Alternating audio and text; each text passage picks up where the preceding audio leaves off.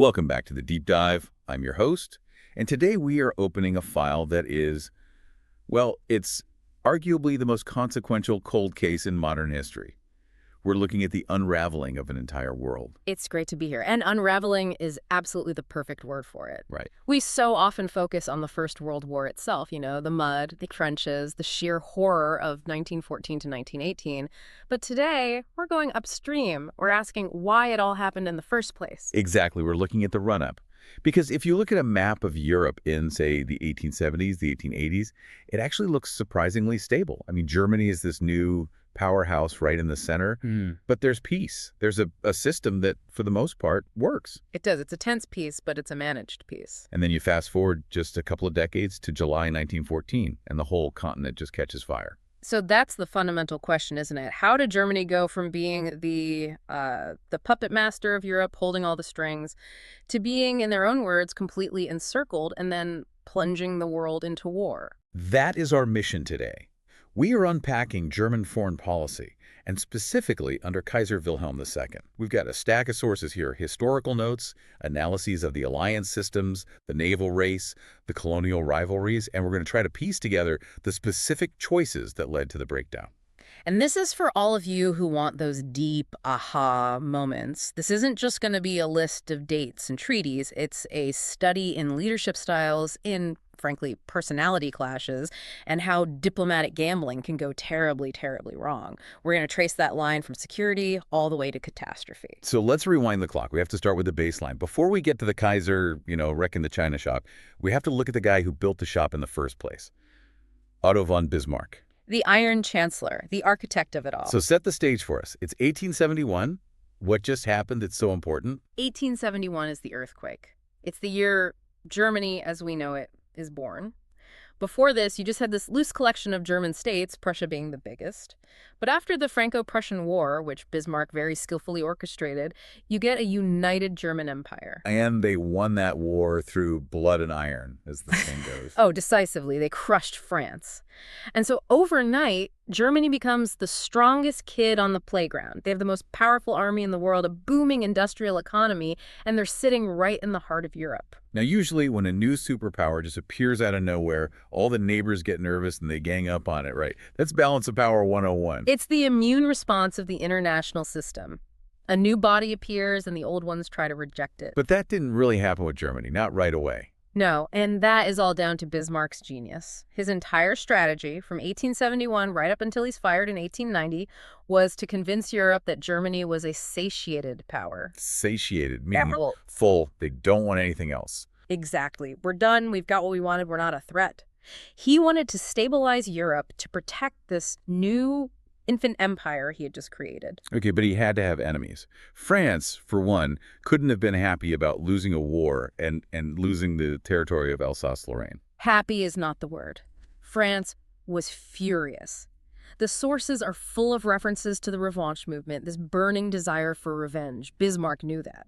He accepted France as a permanent enemy. It was just a geographical fact. So what do you do? His goal was simple: keep France isolated. Make sure they have no powerful friends. Because the number one nightmare for Germany, the thing that keeps German generals awake at night, is a two-front war. Fighting France in the west. And Russia in the east, at the same time. You'd be crushed in a vice. Precisely. So if France and Russia ever become allies, Germany is in deep, deep trouble. So Bismarck becomes this master juggler. He has to keep Russia and Austria-Hungary friendly with Germany, even though Russia and Austria fundamentally hated each other. And why do they hate each other so much? One word: the Balkans. Ah, the powder keg. It's always the Balkans. As the Ottoman Empire, the so-called sick man of Europe, was crumbling, both Austria and Russia wanted to expand their influence into that vacuum. They were natural, irreconcilable rivals. So Bismarck's job was to somehow be allies with both of them at the same time. It sounds completely impossible. It's like trying to be best friends with two people who are in the middle of a nasty divorce. How on earth did he pull it off? He built a spider web, an incredibly complex but brilliant web of treaties. In 1873, and then he revived it in 1881, he creates the Dreikaiserbund. The League of the Three Emperors. Right. Germany, Austria, Hungary, and Russia. Wait, what's the sales pitch? Hey guys, let's all hang out. The pitch was ideological. We are all conservative monarchies. We need to stand together against the forces of republicanism and socialism. It was a pact against revolution. But really, behind the scenes, it was a mechanism for Bismarck to manage the tension between Vienna and St. Petersburg over the Balkans. But the sources say this thing kept falling apart. It did, constantly, because the rivalry was real. But Bismarck was always there to stitch it back together, and when it did finally collapse for good, he had a backup. In 1879, he signs the dual alliance with Austria-Hungary, which was a firm defensive pact. Okay, so he chose a side. He chose Austria. He did, but, and this is the absolute key, the real stroke of genius, he didn't let Russia go. He immediately went to Russia in secret. Which brings us to maybe the most cynical but brilliant piece of paper in 19th century diplomacy, the Reinsurance Treaty of 1887. It's a masterpiece of what they called realpolitik. It's pure, calculated self-interest. The dual alliance with Austria basically said, if Russia attacks you, Germany will help you. Okay. But this secret reinsurance treaty with Russia said, Germany and Russia will stay neutral if the other gets into a war with a third power. Wait, so how does that work? Yeah. They seem to contradict each other. They almost do. There's a key exception. Neutrality wouldn't apply if Russia attacked Austria or if Germany attacked France. So he's telling Austria, I've got your back against a Russian attack, while simultaneously telling Russia, don't worry, I won't help Austria attack you. He made it impossible for a war to start between them without one of them being the clear aggressor. So he's neutralized both flanks. He's made Berlin the indispensable capital of Europe. Everyone has to talk to him. Precisely. There's a very famous Punch cartoon from the era called The Ventriloquist of Varzin, and it shows Bismarck sitting there with two puppets on his knees, the Austrian emperor and the Russian czar, and he is literally pulling the strings. That's how Europe saw him. That is such a powerful image. He's the puppet master. He's keeping the peace, not out of idealism, but by making sure everyone is tangled in a web that he controls. But here's the problem with any system that relies on one genius juggling 5 balls in the air. What happens when the genius leaves the stage? War, in this case, is shoved off it. And that brings us to the pivot point. Segment 2. Dropping the pilot. It's 1888. The old Kaiser dies. His son, who was more liberal, rules for just 99 days before dying of cancer. And suddenly, we have Kaiser Wilhelm II. Enter the young, ambitious, and deeply erratic new Kaiser. He's, what, 29 years old? Yeah. And he has a very different vibe from the old, cautious Bismarck. A completely different universe. Bismarck was a realist. He was cautious, calculating. He understood the limits of German power. Wilhelm II wanted what he called personal rule. He believed in the divine right of kings. He was brash, insecure, and he desperately wanted glory for himself and for Germany. And he saw Bismarck as an obstacle.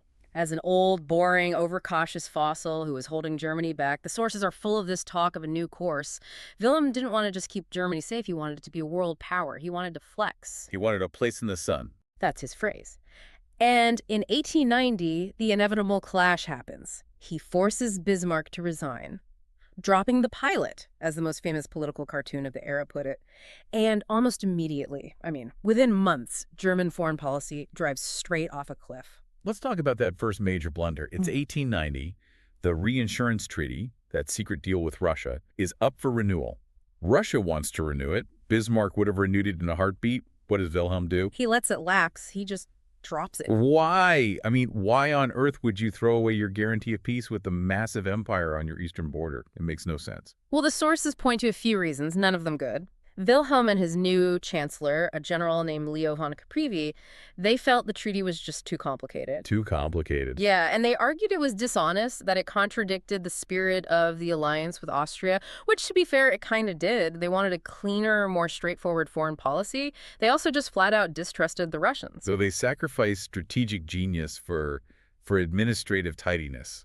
It's one of the worst trades in diplomatic history. They completely ignored the geopolitical reality. Because what happens the very moment Russia realizes Germany doesn't want to be its secret friend anymore? They panic. They suddenly feel totally isolated and exposed. Totally isolated. And who is the other lonely, isolated major power in Europe that also happens to hate Germany's guts? France. France. It's the meeting of the Lonely Hearts Club. All of a sudden, political ideologies don't matter.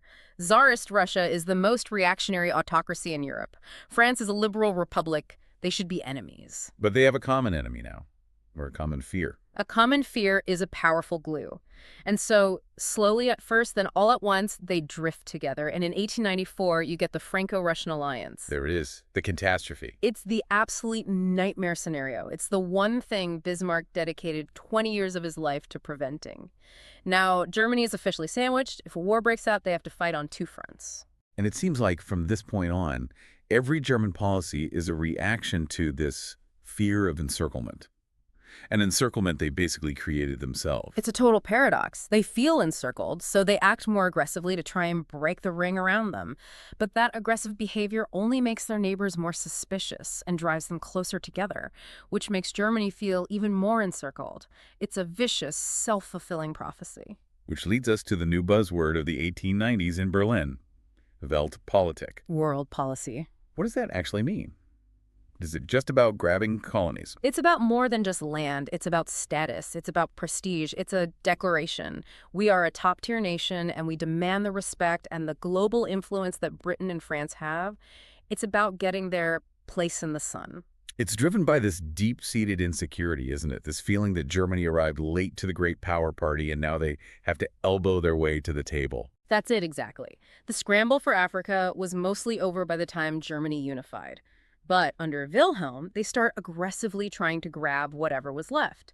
The sources list Togo, Cameroon, German Southwest Africa, German East Africa. Were these colonies even valuable?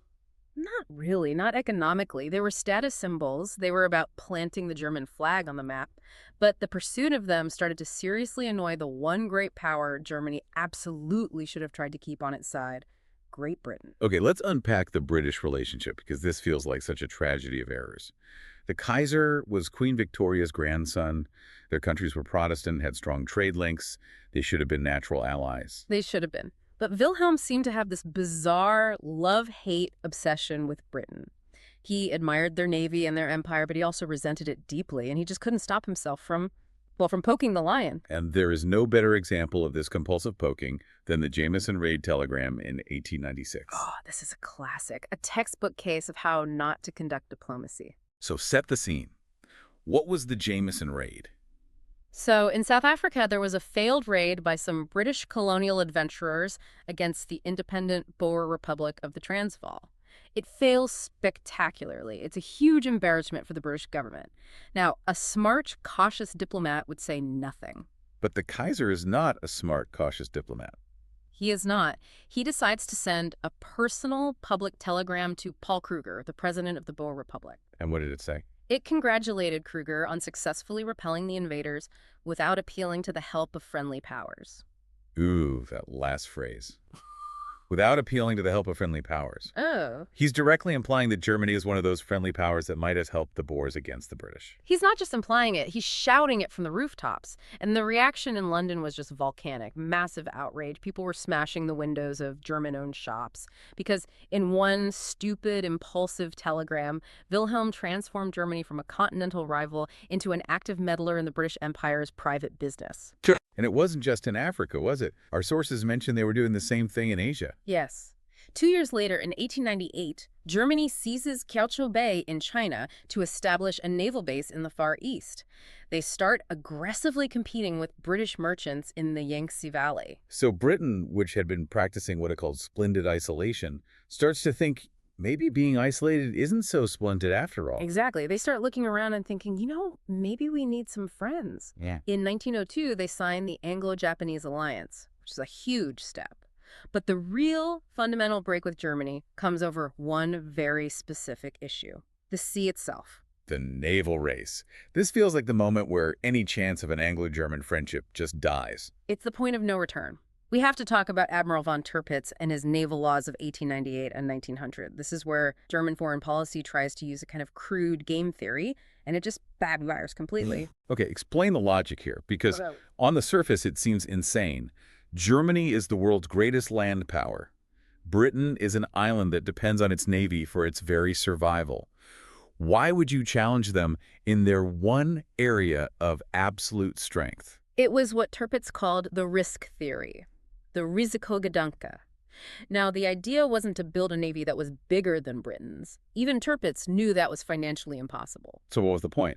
The point was to build a German fleet in the North Sea that was strong enough that if the Royal Navy ever decided to attack it, the British would suffer such heavy losses that their navy would then be vulnerable to other powers like France or Russia. So it's a blackmail fleet. It's don't mess with us or we'll hurt you so badly that someone else can finish you off. That's exactly what it is. It's a fleet built for coercion. They thought this constant threat would force Britain to be more friendly, to make colonial concessions, to basically respect Germany more.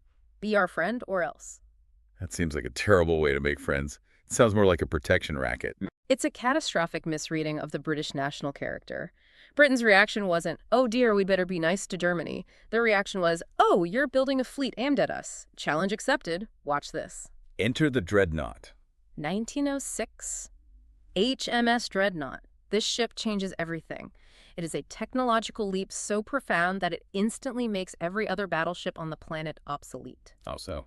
It was faster, it had steam turbine engines, and crucially, it had an all-big gun armament. 10 massive 12-inch guns. Older ships had a mix of big and smaller guns. The Dreadnought could outrange and outshoot anything afloat. So, by trying to blackmail Britain, Germany just triggered a massive, expensive arms race that they couldn't possibly win. They couldn't win it, and even more importantly, they clearly identified themselves as the #1 threat to Britain's existence. Before the naval laws, Britain was more worried about its colonial rivals, France and Russia. But the German high seas fleet was parked right across the North Sea, aimed like a dagger at the heart of Britain. And this leads to what the historians in our notes call the diplomatic revolution. The dominoes start falling, but they're falling against Germany. Fast and hard. 1904 is the big one, the Entente Cordiale between Britain and France. The historic enemies, they've been fighting each other for centuries, from Agincourt to Waterloo. And just like that, they decide to bury the hatchet. It wasn't a military alliance, not yet, but they settled all their outstanding colonial disputes. France said, you can have a free hand in Egypt, and Britain said, you can have a free hand in Morocco. They decided that the German threat was bigger than their ancient rivalry. And then the final piece of the puzzle falls into place in 1907. Britain signs an agreement with Russia, the other great enemy. They sort out their rivalries in Central Asia, in Persia, Afghanistan, Tibet. And just like that, you have the Triple Entente, Britain, France, and Russia, all aligned in a loose anti-German grouping. And if you're sitting in Berlin, you're looking at the map and seeing enemies on all sides. Encirclement. Einkreisung. The nightmare has become real. But, and we have to keep stressing this, it was a nightmare of Germany's own making. Their own aggressive bullying policies had welded their potential enemies together. Well, let's talk about that bullying. Yeah. Because they didn't just accept the Entente, they actively tried to smash it apart. This is the era of testing the Entente through these manufactured crises. Yes, the strategy of brinkmanship. Kaiser and his government, they looked at this new Anglo-French friendship and thought, this is flimsy, it's just paper. If we push hard enough, Britain will get scared and abandon France. Let's go to 1905, the first Moroccan crisis. What happens? So Morocco was one of the last independent territories in Africa, and France was moving to establish control. The Kaiser decides to make a dramatic, theatrical intervention. He sails to the port of Tangier, rides a white horse through the streets, meets with the Sultan, and gives a speech declaring his support for Moroccan independence. He's basically throwing down the gauntlet directly to France. This is not yours. The goal was to humiliate France publicly and force an international crisis where he assumed Britain would not back France up over a colonial squabble. And did it work? It was a spectacular backfire. An international conference is held at Algeciras in 1906 to sort it out, and Germany is totally isolated. Who supports their position? Let me guess. Austria-Hungary. Only Austria-Hungary, and a very reluctant one at that. Who supports France? Britain stands firmly by them. So does Russia, Italy, Spain, even the United States. It's a diplomatic disaster for Germany. So not only do they fail to break the Entente, they actually make it stronger. They cement it. Britain sees Germany acting like an international bully and realizes this Entente is more important than ever. In fact, Britain and France begin secret military staff talks after this. Okay, if Germany attacks, where will we deploy the British Expeditionary Force? That is a massive step towards a real alliance. But the Kaiser doesn't seem to learn from this, does he? Because a few years later, in 1911, we get the second Moroccan crisis. The Agadir crisis, or the Panther episode, it's almost a carbon copy. There's a rebellion in Morocco. France sends troops to the capital, Fez, to restore order. Germany claims this violates the Algeciras Agreement and sends a gunboat, the SMS Panther, to the port of Agadir. gunboat diplomacy. The most literal form of it. They were trying to intimidate France, demanding the entire French Congo as compensation for France taking over Morocco. And how did Britain react this time? Even more strongly. The British Chancellor, David Lloyd George, who was seen as being quite pro-German, gave a blistering speech at Mansion House in London. He basically said that Britain's honor was at stake and that they would not be treated as irrelevant in matters that affected their interests. He drew a very clear line in the sand. War was a real possibility. So Germany has to back down again. They do. They get a couple of useless strips of swampland in the Congo and have to formally recognize the French protectorate over Morocco. It's another public humiliation. So twice Germany tries to split Britain and France by manufacturing a crisis, and twice they end up just gluing them closer together. And crucially, it creates this toxic atmosphere back home in Germany. The nationalist press is furious. We've been humiliated again. The Kaiser is a coward for backing down. This creates a dangerous psychology in Berlin, a sense that the next time there's a crisis, they cannot afford to back down again. Their prestige is on the line. Okay, so the situation in the West is locked in this tense standoff. But the final spark, the one that lights the fuse, it doesn't come from Morocco or the naval raise. It comes from the East. We need to go back to the Balkans. The powder keg of Europe. Why was this region so uniquely unstable? It's the power vacuum. The Ottoman Empire had been slowly collapsing for a century. And as it receded from southeastern Europe, you had all these new, young, ambitious nations rising up. Serbia, Bulgaria, Greece, Romania. And they were all fiercely nationalistic. And you have the two great powers, Austria-Hungary and Russia, both trying to be the dominant influence in the region. Exactly. And at the heart of the tension is the relationship between Austria-Hungary and Serbia. Austria is terrified of Serbia, right? Yeah. Because Austria-Hungary is this fragile, multi-ethnic empire. It's made up of Germans, Hungarians, Poles, Czechs, and millions of South Slavs, Croats, Slovenes, Serbs. Little Serbia, next door, has this dream of uniting all South Slavs into a single nation, a greater Serbia. So Serbia is an existential threat to Austria. If their Slavic populations get inspired to want to break away, the whole empire could just crumble from within. That is their number one fear. Which brings us to the Bosnian crisis of 1908. This feels, in hindsight, like a full dress rehearsal for 1914. What happened? Austria-Hungary decides to formally annex the provinces of Bosnia and Herzegovina. They had been occupying them since 1878, but now they officially made them part of the empire. Yeah, who did that infuriate? Two main players. Serbia, because Bosnia was full of Serbs and they wanted it for themselves. And Russia, who saw themselves as the protector of all Slavic peoples, especially the Serbs. The Russians were absolutely furious and they demanded an international conference. And what did Germany do? This is a key moment. Germany did not hesitate. The Kaiser famously declared that Germany stood in shining armor beside its ally, Austria. They issued a sort of ultimatum to Russia, demanding they accept the annexation or face the consequences. And Russia backed down. They had to. Russia had just been humiliated in a war with Japan in 1905. Their army was a mess. Their finances were a wreck. They were in no position to fight a war against both Austria and Germany, so they swallowed the humiliation. But there's a legacy to that. A critical one. The Russian leadership vowed to themselves, never again. They would not be humiliated like that again. They began a massive program of military modernization and railway construction, determined that the next time a crisis came, they would be ready to stand up for Serbia. So the stakes are getting higher and higher. And then we have the Balkan Wars in 1912 and 1913. This is where it gets even more chaotic. Essentially, the Balkan states gang up and kick the Ottoman Empire almost completely out of Europe. But the big winner is Serbia. It doubles in size. Its army becomes large, confident, and battle-hardened. And if you're in Vienna, looking at this newly enlarged, aggressive Serbia on your border, you are in a state of absolute panic. Pure paranoia. They see it as a mortal threat that has to be dealt with. And if you're Germany, you're looking at your one and only reliable ally, Austria-Hungary. Italy is nominally in the Triple Alliance, but everyone knows they're flaky.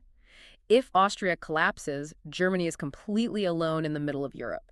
So the thinking in Berlin becomes, we must support Austria no matter what, no matter how reckless they act. They're tethered to a dying corpse, as the outline puts it. A very dangerous, very volatile corpse. Which brings us to the summer of 1914, segment 7, the July crisis. The dominoes are all perfectly lined up. All it needs is one final push. June 28, 1914, the city of Sarajevo in Austrian-annexed Bosnia, the heir to the Austro-Hungarian throne, Archduke Franz Ferdinand and his wife Sophie, are assassinated. The assassin is Gavrilo Princip, a young Bosnian Serb nationalist. part of a group armed and trained by a shadowy Serbian intelligence organization called the Black Hand. For Vienna, this is it. This is the perfect excuse they've been waiting for to crush Serbia once and for all. But they can't do it alone. They're worried Russia will intervene. So the very first thing they do is turn to Berlin. This is the moment. The first week of July, the Austrian envoy arrives in Berlin, and what he gets is the blank check. Explain what that means. The Kaiser and his chancellor, Theobald von Bethmann-Hollweg, they tell the Austrians, in no uncertain terms, deal with Serbia as you see fit. You have our full, unconditional support. Whatever you do, we will back you up, even if it leads to war with Russia. Why? I mean, after decades of fumbles, why make this incredibly reckless, fatal choice? Why hand over control of German foreign policy to the unstable government in Vienna? The sources suggest it was a kind of fatalistic gamble. The military leadership in Germany, particularly the chief of staff, Helmuth von Moltke the Younger, they genuinely believed that a major European war with Russia was inevitable. So they thought, let's get it over with. That's exactly it. Russia was in the middle of this great program of rearmament. Their army was getting bigger and better every year. They were building strategic railways to their western border. Moltke's view was the sooner, the better. He argued that if we have to fight them, it's better to do it now in 1914 while we still have a chance than to wait until 1917 when the Russian steamroller will be unstoppable. That is a chilling calculation. It transforms this from a defensive alliance into a preventative war. It does. They were willing to risk a continental war because they felt time was running out. They hoped it might stay a local war, Austria just punishing Serbia, but if it blew up, well, they thought they could win it now. So, armed with this blank check, Austria spends 3 weeks drafting an ultimatum to Serbia. An ultimatum that was deliberately designed to be impossible to accept. They wanted a war. Serbia, surprisingly, accepts almost all of the humiliating terms, but it doesn't matter. On July 28th, Austria-Hungary declares war on Serbia. And the great clock of mobilization starts ticking. Russia cannot allow Serbia to be destroyed. It would be a catastrophic loss of face after the humiliation of 1908. So the Tsar orders the mobilization of the Russian army. And the moment Russia mobilizes, Germany's nightmare of a two-front war becomes a reality. And this is where military planning completely takes over from diplomacy. This is where the Schlieffen Plan dictates history. Explain that for us. What was the plan? The German war plan was built on one single assumption: that Russia would be very, very slow to mobilize its massive army. So the plan was to hurl the vast majority of the German army west, deliver a knockout blow to France in just 6 weeks, and then use the railways to shuttle those troops back across Germany to face the slow-moving Russians. So the entire plan depended on speed. Speed was everything. There was no flexibility. The moment the Tsar ordered Russian mobilization, the German generals told the Kaiser, "We have to attack France now. The timetable demands it. Diplomacy was over. The trains had to run on time." So Germany declares war on Russia on August 1st, and then on France on August 3rd. And to get to France quickly, to bypass their heavy fortifications, the Schlieffen Plan required the German army to march through neutral Belgium. And that was the final domino for Britain. Britain had signed a treaty way back in 1839 guaranteeing Belgian neutrality. For them, it was also a strategic nightmare to have a hostile German army controlling the Channel ports.